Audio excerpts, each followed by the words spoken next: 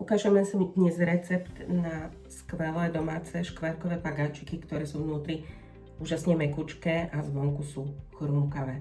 Budeme teda potrebovať pol kilo hladkej múky, 2,5 deci vlažného mlieka, to si potom dáme teda zohriať. Prvé, čo urobíme, si dáme zohriať mlieko, lebo tu urobíme kvások z toho droždia, z toho mlieka a pridáme tam len štipku, troška práškového cukru, aby sme podporili ten kvás. Keď máme mlieko zohriaté, nesmie byť horúce, ale ani studené, také vlažné. Dám asi takto troška za malú kávovú lyžičku cukru. Ten cukor nám urýchli to kysnutie toho kvásku. Rozmrvím tam takto droždie a troška ho rozmiešam.